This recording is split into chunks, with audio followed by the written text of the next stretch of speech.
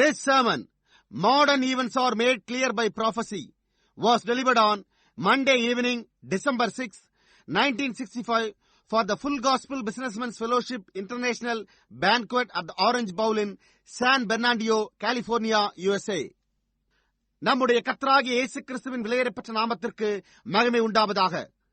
நம்முடைய அருமை சகோதரனும் இக்கடைசி கால தீர்க்கதரிசியுமான வில்லியம் மரியன் பிரணாம் அவர்களால் 1965 வருடம் டிசம்பர் மாதம் 6ஆம் தேதி திங்கட்கிழமை மாலையில் அமெரிக்கா கலிபோர்னியா சான் பெர்னாண்டினோவில் உள்ள ஆரஞ்சு பவுல் என்னும் இடத்தில் நடைபெற்ற சர்வதேச முழு சுவிசேஷக வர்த்தக புருஷர்களுடைய ஐக்கிய விருந்தில் modern events are made clear by prophecy, தற்கால நிகழ்ச்சிகள் தீர்க்க தரிசனத்தால் தெளிவாக்கப்படுகின்றன என்ற தலைப்பின் கீழ் கொடுக்கப்பட்ட செய்தியை இப்பொழுது நீங்கள் தமிழாக்கத்துடன் கேட்கப் போகின்றீர்கள். The man who's seen the vision or heard his voice never altogether understood it in many cases. He didn't know because he's just an instrument of God. தரிசனத்தை கண்டிருக்கிற மனிதனோ அல்லது அவருடைய சத்தத்தை கேட்டிருக்கிற மனிதனோ அதை ஒருபோதும் முழுமையாக புரிந்து கொண்டதில்லை. அநேக சம்பவங்களில் அவன் அவைகளை அறிந்து கொள்ளவில்லை. ஏனென்றால் அவன் வெறுமன ஒரு தேவனுடைய கருவியாயிருக்கிறான். It's God's thoughts expressed through man's lips. A thought, of course, is a word expressed. அது மனிதனுடைய உதடுகளினூடாக வெளிப்படுத்தப்பட்ட தேவனுடைய சிந்தனைகளாகும். ஒரு சிந்தனை என்பது உண்மையிலேயே வெளிப்படுத்தப்பட்ட ஒரு வார்த்தையாயிருக்கிறது. God does his own choosing by his predestinated choosing. He done it in every age. He set forth the man for each age. தேவன் தம்முடைய முன்குறிக்கப்பட்ட தெரிந்து கொள்ளுதலின் மூலமே தம்முடைய தெரிந்து கொள்ளுதலை செய்கிறார். அவர் அதையே ஒவ்வொரு காலத்திலும் செய்தார். அவர் ஒவ்வொரு காலத்திற்காகவும் மனிதனை நியமித்தார். Like with Moses when he was to fulfill what he told Abraham. அவர் ஆபிரகாமிடத்தில் சொன்னதை நிறைவேற்ற வேண்டியதாக இருந்தது. மோசேயிடத்திலும் அவ்வாறே இருந்தது. Moses was born a proper child. He couldn't help being that way. He was born that way because he was born for that purpose. மோசே ஒரு அழகான குழந்தையாக பிறந்தான். அவ்வாறு இருப்பதை அவனால் தவிர்த்துக் கொள்ள முடியாதிருந்தது. அவன் அந்த விதமாகவே பிறந்தான். ஏனென்றால் அவன் ஒரு நோக்கத்திற்காகவே பிறந்தான். And so we find out that God does that in every age. God does his own choosing by his own predestinated chooses prophets and things for the age. ஆகையால் தேவன் ஒவ்வொரு காலத்திலும் அது செய்கிறார் என்பதை நாம் கண்டறிகிறோம். தேவன் தம்முடைய சொந்த முன்குறிப்பின் தெரிந்து கொள்ளுதலின் மூலமே அவர் தம்முடைய சொந்த தெரிந்து கொள்ளுதலை செய்கிறார். அந்த விதமாகவே அவர் தம்முடைய தீர்க்கதரிசிகளையும் அந்தந்த காலத்திற்கான காரியங்களையும் தெரிந்து கொள்ளுகிறார். Fixes his nature, the man's style of preaching, the honor, gift, and all that he does is meet the challenge of that day. அவனுடைய சுவாபத்தையும் அந்த மனிதனுடைய சுவாபத்தையும் அந்த மனிதனுடைய பிரசங்க பாணியையும் தன்னுடைய வரத்தை கனப்படுத்தவும் ஆயத்தம் செய்கிறார். அவர் செய்கின்ற யாவும் அந்நாளின் சவாலை சந்திப்பதாக இருக்க வேண்டியதாயிருக்கிறது. God creates that man and sent him, and in his own mind, as I preached on last night, we are a germ of the gene of God. He knew that man would be there at that age before there ever was a molecule or a light or anything else in the earth. தேவன் அந்த மனிதனை சிருஷ்டித்து அவரை அனுப்புகிறார். நான் கடந்த இரவு பிரசங்கித்தது போலவே நாம் அவருடைய சொந்த சிந்தையில் தேவனுடைய மரபணுவின் ஒரு கிருமியாயிருந்தோம். இந்த பூமியில் ஒரு மூலக்கூறோ அல்லது ஒரு ஒளியோ அல்லது வேறெந்த காரியமும் உண்டாவதற்கு முன்னமே அந்த மனிதன் அந்த காலத்தில் அங்கிருப்பான் என்பதை அவர் அறிந்திருந்தார். For you're a gene of your father, and you were in your father, yet your father had no fellowship with you because you was in there, but you knew it not, and he knew it not. But you was manifested that he might fellowship with you. ஏனென்றால் நீங்கள் உங்களுடைய தகப்பனுடைய ஒரு மரபணுவாய் இருக்கின்றீர்கள். நீங்கள் உங்களுடைய தகப்பனுக்குள் இருந்தீர்கள். அதே சமயத்தில் உங்களோடு உங்களுடைய தகப்பனாருக்கு ஐக்கியம் இல்லாதிருந்தது. நீங்கள் அங்கே உள்ளே இருந்தீர்கள். ஆயினும் நீங்கள் அதை அறியாதிருந்தீர்கள். எவரும் அதை அறிந்திருக்கவில்லை. ஆனால் அவர் உங்களோடு ஐக்கியம் கொள்ளும்படியாக நீங்கள் வெளிப்படுத்தப்பட்டீர்கள். And you being born again, you're born of eternal life. And that the only one form of eternal life, and that's God's life. Zoe, the Greek word, is Zoe, only one form of eternal life. நீங்கள் மீண்டும் பிறந்திருக்கின்றீர்கள். நீங்கள் நித்திய ஜீவனால் பிறந்திருக்கின்றீர்கள். ஒரே விதமான நித்திய ஜீவன் மாத்திரமே உண்டு. அது தேவனுடைய ஜீவனாயிருக்கிறது. அது கிரேக்க வார்த்தையில் ஜோகி என்று உள்ளது. அதாவது ஒரே வகையான நித்திய ஜீவன் மாத்திரமே உண்டு. Then if you are a son of God or a daughter of God, you were in God all the time. But he knew what bed and time that you'd be planted. So now you're made a creature, a son of God, manifested son or daughter of God, to meet the challenge of this hour, to vindicate the true and living God of this hour, the message that's coming forth in this time. நீங்கள் ஒரு தேவனுடைய குமாரனாகவோ அல்லது ஒரு தேவனுடைய குமாரத்தியாகவோ இருந்தால் நீங்கள் எல்லா நேரத்திலுமே தேவனுக்குள் இருந்தீர்கள். ஆனால் எந்த நிலத்தில் எந்த நேரத்தில் நீங்கள் நடப்படுவீர்கள் என்பதை அவர் அறிந்திருந்தார். ஆகையால் இப்பொழுது நீங்கள் ஒரு சிருஷ்டியாக சிருஷ்டிக்கப்பட்டு ஒரு தேவனுடைய குமாரனாக இந்த நேரத்தில் வந்து கொண்டிருக்கிற செய்தியை, இந்த வேளையின் சத்தியமும் ஜீவிக்கின்ற தேவனுமானவரை ரூபகாரப்படுத்தும்படிக்கும் இந்த வேளையின் சவாலை சந்திக்கும்படியான ஒரு தேவனுடைய குமாரனாகவோ அல்லது ஒரு தேவனுடைய குமாரத்தியாகவோ வெளிப்படுத்தப்பட்டீர்கள். Right. You were done that before the foundation of the world. If you wasn't chose that way, no matter how much you try to impersonate it, you'll never make it. How can you get blood from a turnip when there's no blood in there? அந்த காரணத்தினால்தான் நான் அதை குறித்து சொல்ல முயற்சிக்கிறேன். ஜனங்களோ நாம் குட்டையான தலைமுடியை வெட்டிக்கொள்ளும் ஸ்திரீகளை குறித்து கூக்குரலிட்டுக் கொண்டிருக்கிறோம் என்று நம்மை குறித்து எண்ணிக்கொள்கிறார்கள். மற்றும் ஜனங்கள் அந்த காரியங்களை குறித்து என்றும் கூறும்போது நீர் உம்முடைய ஊழியத்தை பாழாக்கிக் கொள்ளப் போகிறீர் என்கிறார்கள். தேவன் தாமே நியமித்த ஒரு ஊழியம் பாழாகுமா? அப்படியாக மாட்டாதே. We're hollering at women about short hair, and people telling me about saying those things are going to ruin your ministry. Ruin a ministry that God Himself ordained? Forbid. When people hear the Word of God, when a baby is conceived in the womb of a mother, when that one cell goes in there, another cell builds on top of that. ஜனங்கள் தேவனுடைய வார்த்தையை கேட்கும்போது, ஒரு குழந்தை ஒரு தாயின் கர்ப்பத்தில் கருத்தரிக்கப்படும் போது, ஒரு உயிரணு அங்கே செல்லும் போது மற்றொரு உயிரணு அதன் மேல் வளர்கிறது. It's not one cell of a human, the next of a dog, the next of a cat, the next of something else. It's absolutely straightly human being.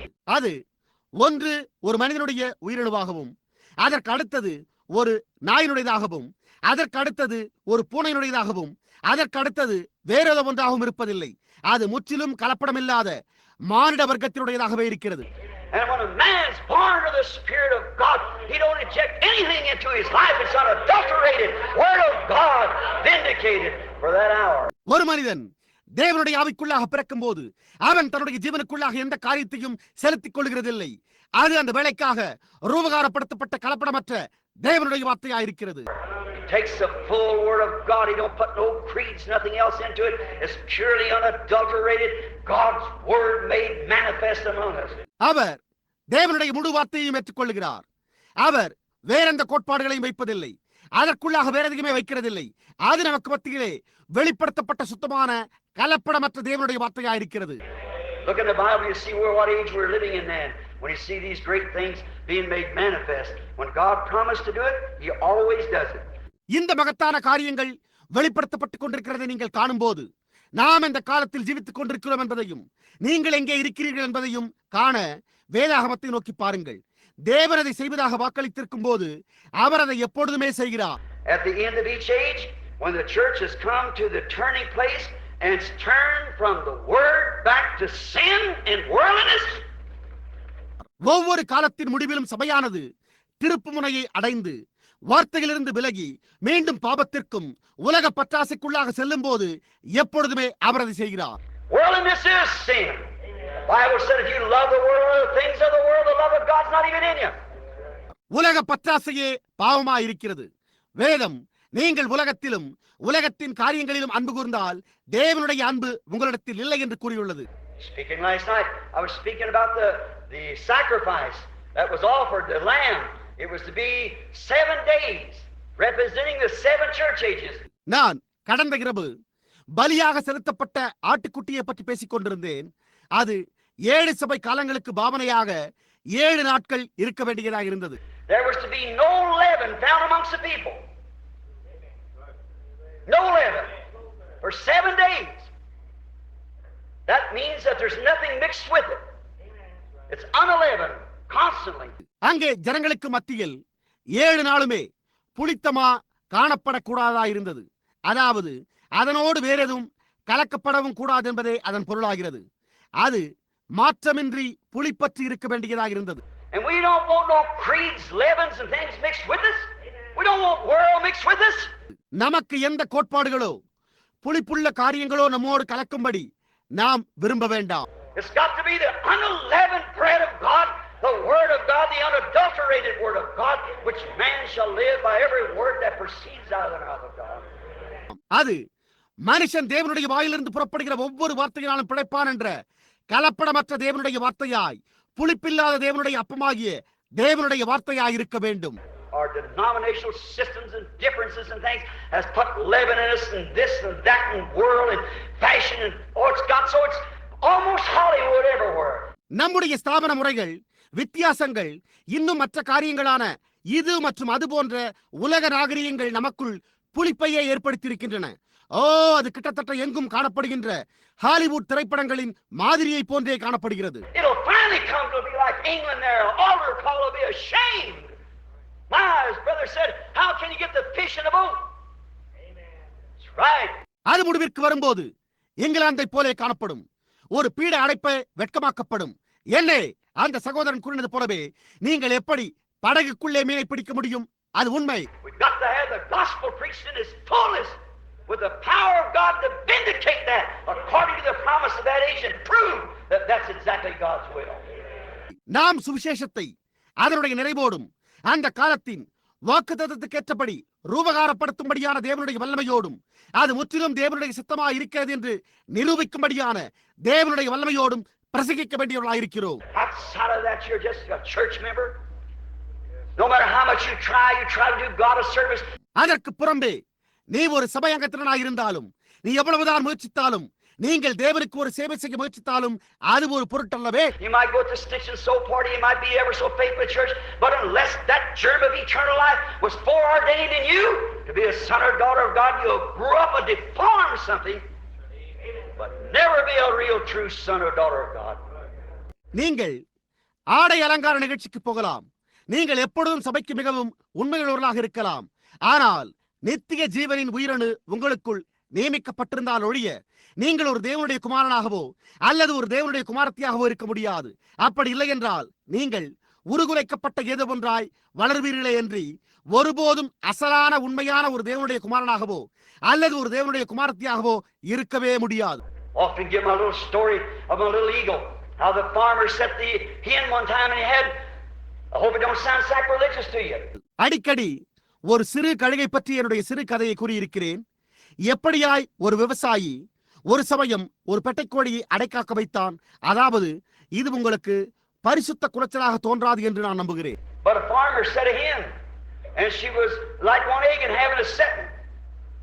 Doubt where anybody here knows what a setting of eggs is. How much consistent. ஆனால் ஒரு விவசாயி ஒரு பெட்டைக்கோழியை அடைக்காக்க வைத்த போது அந்த பெட்டைக்கோழிக்கு வைக்கப்பட்டிருந்த அவய முட்டைகளில் ஒன்று குறைவாக காணப்பட்டது. இங்குள்ள எவருக்காவது முட்டைகளை அடைக்காக்க வைத்தல் என்றால் என்ன என்பதும் எத்தனை முட்டைகளை அதில் வைக்க வேண்டும் என்பதும் தெரியுமா என்று நான் சந்தேகப்படுகிறேன். But anyhow, he liked one egg and having another. So he robbed the eagle's nest. She had 2 eggs. And he put the egg under the hen. ஆனால் எப்படியோ அவன் ஒரு முட்டையை குறைவாக வைத்து விட்டபடியால் அது போதுமானதாக இல்லாதிருந்தது. எனவே அவன் கழுகு கூட்டிலிருந்து ஒரு முட்டையை எடுத்துக்கொண்டான். கழுகோ 2 முட்டைகளை வைத்திருந்தது. அவன் அதில் ஒரு முட்டையை எடுத்து அந்த பெட்டைக்கோழியின் கீழே வைத்தான். When that eagle was hatched amongst all them chickens, he was a funny bird. He couldn't understand the clucking of the hen. It didn't talk like he wanted to hear it talk. பொரிக்கப்பட்ட அந்த கழுகு குஞ்சோ எல்லா கோழி குஞ்சுகளுக்கு மத்தியிலும் ஒரு வேடிக்கையான பறவையாகவே இருந்தது. அதனால் அந்த பெட்டைக்கோழியின் கொக்கரிப்பை புரிந்து கொள்ள முடியவில்லை. இது பெட்டைக்கோழியை போல பேசவில்லை. பெட்டைக்கோழி கேட்க விரும்பியது போன்று இது பேசவில்லை. And she scratched in the barnyard, eat from the barnyard. It wasn't food for him. He's an ugly duckling among them. பெட்டைக்கோழியோ முற்றத்தில் கிளறிக்கொண்டும் அந்த முற்றத்திலிருந்தே சாப்பிட்டுக் கொண்டு இருந்தபோது அது இதற்கான உணவாயிருக்கவில்லை. அது அவர்களுக்கு மத்தியில் ஒரு அசிங்கமான வாத்து குஞ்சை போல இருந்தது. The hen had clucked and he didn't understand it. She'd go this way and eat this and eat that. He didn't understand it. அந்த பெட்டைக்கோழி கொக்கரிக்கும், ஆனால் இதுவோ அதை புரிந்து கொள்ள முடியவில்லை. ஆயினும் இது இந்த விதமாய் போய் இதையும் புசித்து அதையும் புசித்தாலும் அதனால் அதை புரிந்து கொள்ள முடியவில்லை. So one day his mammy, or mother rather, to in the South we said mammy. ஆகவே ஒரு நாள் அதனுடைய அம்மா, இல்லை சரியாக உங்களுக்கு கூறினால் அதனுடைய தாய், அதாவது தென்பகுதியில் நாங்கள் அம்மா என்றே கூறுவோம். So anyhow, his mother knowed she had 2 eggs. Only one of them was there. She went after the other one. ஆனால் எப்படியோ அதனுடைய தாயானது தான் 2 முட்டைகளை வைத்திருந்ததை அறிந்திருக்கும் போது அங்கே அவைகளில் ஒன்று மாத்திரமே இருந்தபடியால் அது மற்றொன்றை தேடிச் சென்றது. She circled ever across the country and finally she flew over the barnyard. She seen him down there following that old hen. அது அந்த தேசத்தில் வட்டமடித்து முடிவிலே அவள் முற்றத்தின் மீது பறந்தாள். அப்பொழுது அவள் அந்த கழுகு குஞ்சு அந்த வயதான பெட்டைக்கோழியை பின்தொடர்ந்து செல்வதை கண்டாள். She screamed, "Junior, you're not a chicken, you're an eagle." That sounded just right to him. Why? He was an eagle to begin with. உடனே அவள், "சிறியவளே, நீ ஒரு கோழி குஞ்சு அல்ல, நீ ஒரு கழுகாயிற்றே" என்று கூச்சலிட்டு கூறினாள். அது அந்த கழுகு குஞ்சிற்கு சரியாக தொனித்தது. ஏன்? அவள் துவக்கத்திலேயே ஒரு கழுகாயிருந்தாள். When a man or woman is set under creeds and cold formal religion, if he's ordained to be a son of God and he sees the word of God preached in his power and God vindicated, he's an eagle to begin with. He'll run to it as sure as 2 2 is 4. ஒரு மனிதனோ அல்லது ஒரு ஸ்திரியோ கோட்பாடுகள் மற்றும் குளிர்ந்து போன சம்பிரதாயமான மார்க்கத்தின் கீழ் அமர்ந்திருக்கும் போது அவன் ஒரு தேவனுடைய குமாரனாய் இருக்கும்படி நியமிக்கப்பட்டிருந்தால், அப்பொழுது அவன் தேவனுடைய வார்த்தையானது அதனுடைய வல்லமையில் பிரசங்கிக்கப்படும் போது, தேவன் அதை ரூபகாரப்படுத்தும் போது அவன் துவக்கத்திலேயே கழுகா இருப்பானால், அப்பொழுது 2 2 4 என்பது எவ்வளவு நிச்சயமோ அவ்வளவு நிச்சயமாக அவன் அதனை ஓடுவான். Because his very nature loves the word of God. I don't care what anybody else says. When he sees the word of God being made manifest, he flies to it. Because he is a little eagle. அவனால் அதை தவிர்க்க முடியாது. ஏனென்றால் அவனுடைய சுபாவமே தேவனுடைய வார்த்தையை நேசிக்கிறது. யார் என்ன கூறுகிறார்கள் என்று கவலை இல்லை. ஆனால் அவன் தேவனுடைய வார்த்தை வெளிப்படுத்தப்பட்டுக் கொண்டிருக்கிறதை காணும் போது அவன் ஒரு சிறு கழுகாயிருக்கிறபடியால் அவன் அதனண்டை பறந்து செல்கிறான். He said, "Mama, I'm going to get up from here." And he said, "Just make a jump. I'll catch you." அவர்கள் தொடர்ந்து கூறினது போலவே அந்த கழுகு, "அம்மா, நான் இங்கிருந்து எப்படி மேலே எழும்ப போகிறேன்" என்றது. அதற்கு தாயோ, "அப்படியே ஒரே குதி குதி, நான் உன்னை பிடித்துக் கொள்வேன்" என்றது. That's the only thing you have to do is make one jump to your feet, one jump to God, one promise. Lord Jesus, I believe you with all my heart. அந்த ஒரே காரியத்தை தான் நீங்களும் செய்ய வேண்டியவர்களாய் இருக்கிறீர்கள். அதாவது ஒருமுறை உங்களுடைய பாதத்தை உயர்த்தி குதித்து தேவனண்டை ஒரு வாக்குத்தத்தண்டை ஒரே குதி குதித்து, கர்த்தராகிய இயேசுவே, நான் உம்மை என் முழு இதயத்தோடு விசுவாசிக்கிறேன். I believe the message of the hour. I see it confirmed and I know it's right. Jump to your feet. Mama will catch you. Don't worry. Your eagle, she'll be right there to get you. நான் இந்த வேளையின் செய்தியை விசுவாசிக்கிறேன். அது உறுதி செய்யப்பட்டதை நான் காண்கிறேன். அது சரியானது என்பதை நான் அறிவேன் என்று கூறுவதே ஆகும். உங்களுடைய பாதங்களை உயர்த்தி குதியுங்கள். அப்பொழுது அம்மா உங்களை பிடித்துக் கொள்வாள். கவலைப்படாதீர்கள், நீங்கள் ஒரு கழுகாக இருக்கிறீர்கள். ஆகையால் அவள் உங்களை சேர்த்துக் கொள்ள அங்கே சரியாக இருப்பாள். Now we realize that we're living in a tremendous time and a great time.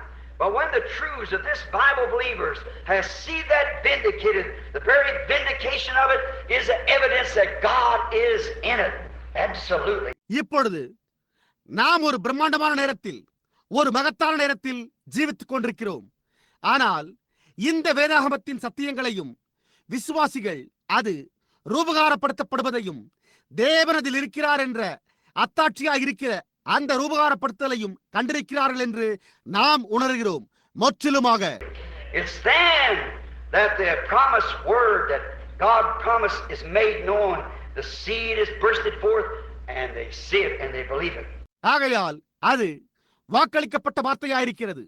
அதை தேவன் வாக்களித்தார் என்பது தெரியப்படுத்துகிறது. வித்தானது வெடித்துள்ளது. அவர்கள் அதை காண்கிறார்கள், அவர்கள் அதை விசுவாசிக்கிறார்கள். Others just can't see it. Somehow they'll sit and look at it. மற்றவர்களோ அதை காண முடியவில்லை. எப்படியோ இவர்கள் அமர்ந்து அதை உற்று நோக்குகின்றனர். You know, I've preached hard enough to across this country that there shouldn't be a short-haired woman in the country. But every time when I come back, there's more. நான் இந்த தேசத்தினூடாக போதுமான அளவு கடினமாக பிரசங்கித்திருக்கிறேன் என்பதையும், இந்த தேசத்தில் குட்டையான தலைமுடியுடைய ஸ்திரீகள் இருக்கக்கூடாது என்று நான் பிரசங்கித்திருப்பதையும் நீங்கள் அறிவீர்கள். ஆனால் ஒவ்வொரு முறையும் நான் திரும்பி வரும்போது அதிகமான பேர் அவ்வாறு காணப்படுகின்றனர். What's the matter? There's something wrong. You know the word says that. You say, well, that don't make any difference. It does make a difference. காரியம் என்ன? ஏதோ காரியம் தவறாயிருக்கிறதே.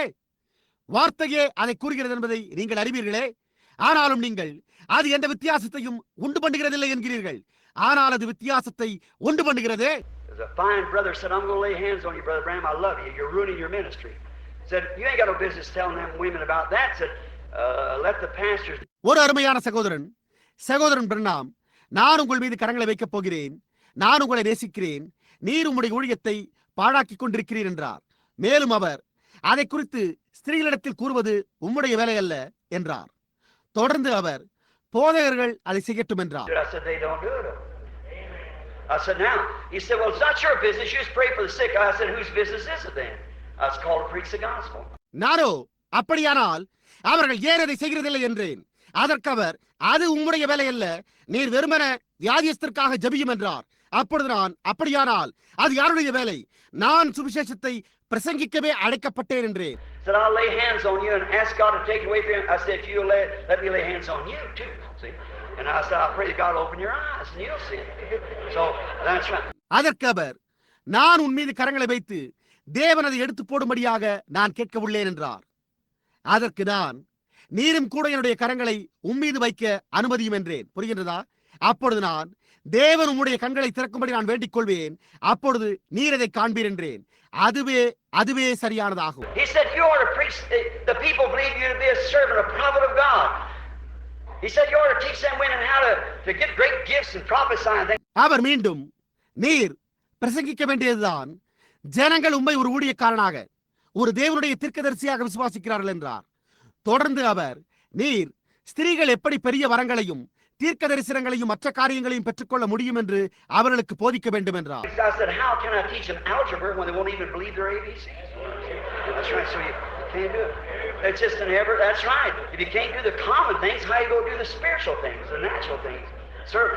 அப்பொழுது நான், அவர்கள் தங்களுடைய மொழியின் முதல் எழுத்துக்களையே அறியாதிருக்கையில் நான் எப்படி அவர்களுக்கு குறிக்கணக்கையிலே கற்றுத்தர முடியும் என்று கேட்டேன்.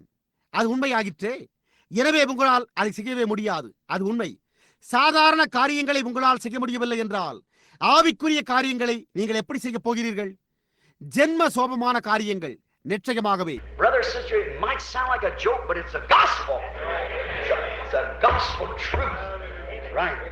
சகோதரனே, சகோதரியே, இது ஒரு கேலித்தனமான காரியமாக தோன்றலாம். ஆனால் இது சுவிசேஷமாகிற்றே. இது சுவிசேஷ சத்தியமாயிருக்கிறது. அது உண்மையே. Notice we find today that many people just can't believe it. Even spirit-filled people. கவனியுங்கள், அந்த ஜனங்களை இன்றைக்கு நாம் கண்டறிகிறோம். அநேக ஜனங்களால், ஆவியினால் நிரப்பப்பட்ட ஜனங்களால் கூட அதை அப்படியே விசுவாசிக்க முடிகிறதில்லை. Of course, give you one little joke. The baptism of the Holy Ghost don't mean you're going in.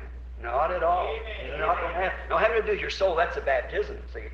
நான் உங்களை திணற வைக்கும் ஒரு காரியத்தை கூறப்போகிறேன்.